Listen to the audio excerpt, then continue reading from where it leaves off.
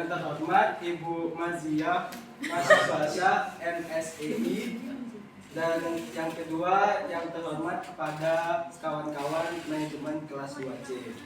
Nah, pada pagi hari ini kita akan melakukan presentasi yang akan dijelaskan oleh kelompok 9. Nah, yang pertama ada Muhammad Fatur Rahman, yang kedua ada Cinta Sensivera, dan yang ketiga ada Bagus Setiawan.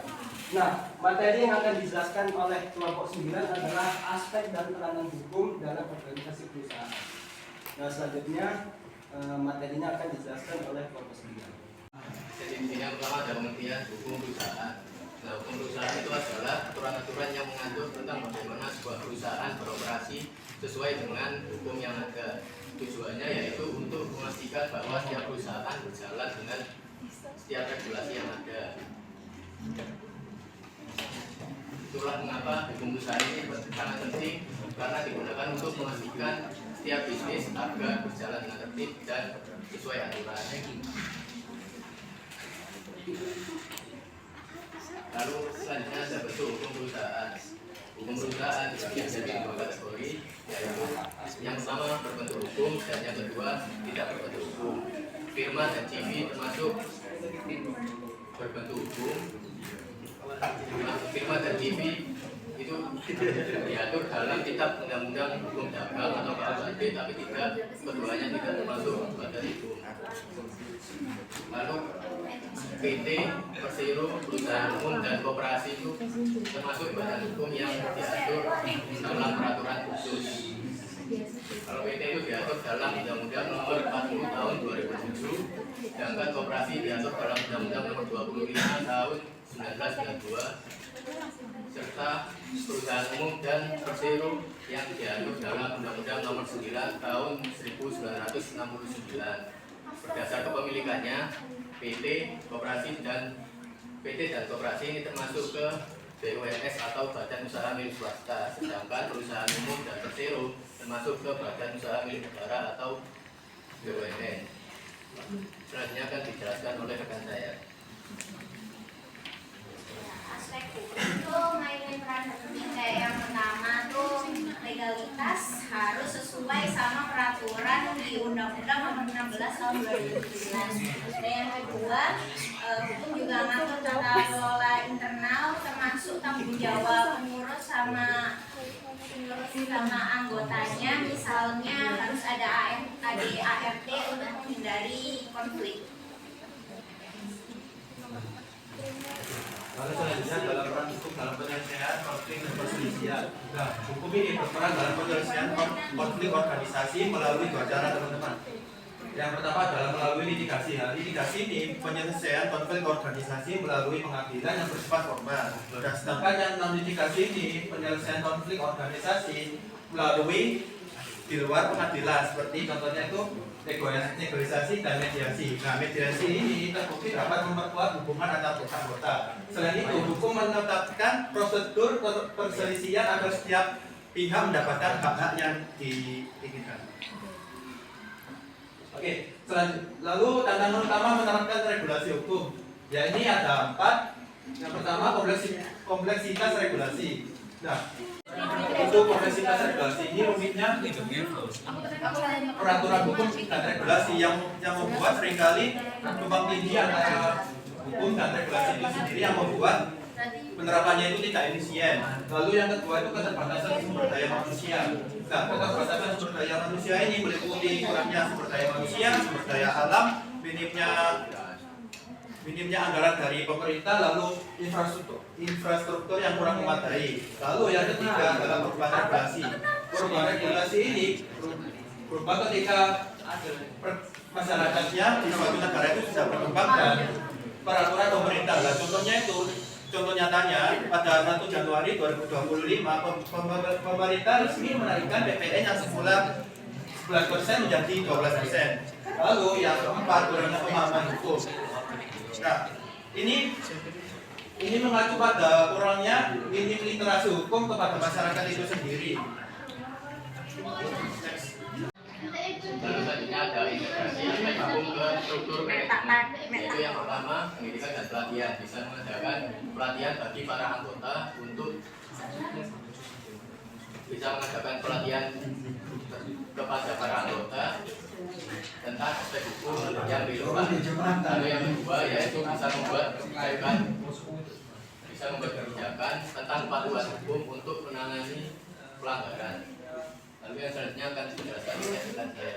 Yang dalam audit berkala, nah ini mengatur dan memeriksa peraturan dan undang-undang yang berlaku. Nah, terus yang keempat ini kolaborasi dengan ahli hukum. Nah, ini melibatkan konsultan dan penasehat untuk mencari jalan keluar dari aspek-aspek hukum yang belum benar.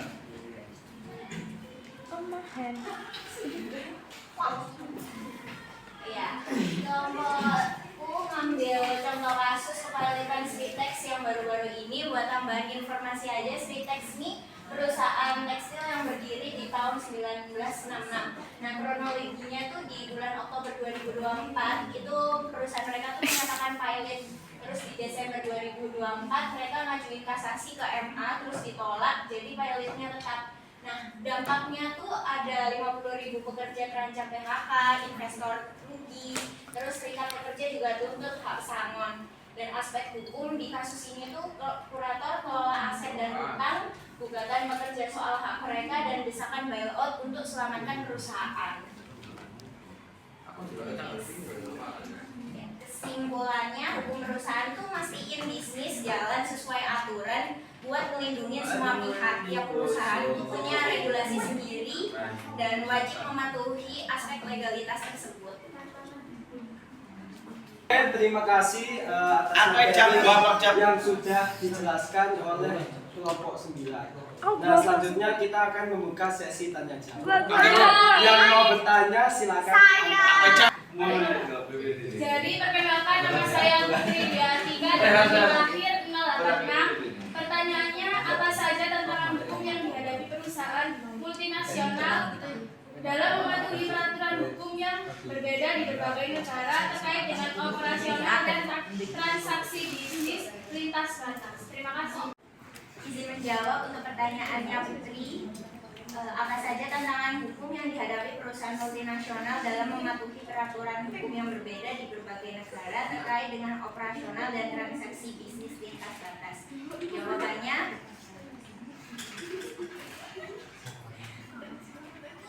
perusahaan multinasional menghadapi tantangan hukum seperti perbedaan regulasi di tiap negara, pajak lintas batas, aturan anti monopoli, serta kepatuhan terhadap perdagangan internasional. Selain itu, mereka harus mematuhi hukum ketenagakerjaan, regulasi anti korupsi, dan menghadapi kompleksitas penyelesaian sengketa bisnis. Untuk mengatasi ini tuh perusahaan perlu strategi hukum yang kuat, hukum lokal, dan pemantauan regulasi global secara ketat. Apakah menjawab? Siap menjawab. Perkenalkan, nama saya Faizah Putri Kamila dengan NIM Aktif 110. Saya ingin bertanya, jika kita memiliki bisnis lalu kita ingin memperluas bisnisnya atau bisa disebut dengan ekspansi bisnis, nah bagaimana penerapan hukum atau regulasi dapat membantu perusahaan menghindari atau mengurangi resiko hukum yang beroperasi di pasar internasional? Terima kasih. Saya akan menjawab pertanyaan dari Kamila. Pertanyaannya yakni bagaimana penerapan hukum dan regulasi dapat membantu perusahaan untuk menghindari atau mengurangi resiko hukum yang mungkin timbul saat ekspansi bisnis atau memperluas operasionalnya ke pasar internasional. Nah, jawabannya, penerapan hukum dan regulasi yang efektif dapat membantu perusahaan untuk mengurangi resiko hukum saat ekspansi ke pasar internasional melalui pemahaman mendalam terhadap regulasi lokal, pelaksanaan koordinasi komprehensif, pengembangan program keputusan proaktif, kerjasama dengan penasihat hukum lokal, serta pelatihan kepatuhan untuk karyawan dan strategi penyelesaian sengketa yang efektif. Bagaimana Kamila? Apakah menjawab? Ya, terima kasih. Saya Rata Salman, Universitas 88. Pertanyaannya, bagaimana hukum itu mengatur hak karyawan terkait work-life balance? Terutama kan gengsi kan banyak banget yang mengutamakan fleksibilitasnya bekerja gitu. Izin menjawab pertanyaan dari Rara. Pertanyaannya yaitu bagaimana hukum mengatur karyawan terkait work-life balance, terutama bagi kontingensi yang mengutamakan fleksibilitas dalam bekerja. Jadi kalau kita bicara tentang bagaimana hukum mengatur karyawan terkait work-life balance, terutama bagi gaji yang mengutamakan fleksibilitas dalam bekerja, ada beberapa hal yang perlu kita perhatikan. Yaitu yang pertama, di banyak negara termasuk Indonesia, hukum ketenagakerjaan sudah mulai mengakomodasi konsep jam kerja fleksibel. Misalnya ada aturan mengenai jam kerja maksimal dalam sehari atau seminggu yang bertujuan untuk mencegah eksploitasi dan memastikan karyawan punya waktu istirahat yang cukup. Lalu yang kedua, beberapa perusahaan juga menerapkan sistem hybrid atau remote working yang semakin banyak didukung oleh regulasi, terutama setelah pandemi. Ini memungkinkan karyawan khususnya BSI untuk menyeimbangkan pekerjaan dan kehidupan pribadi yang lebih baik.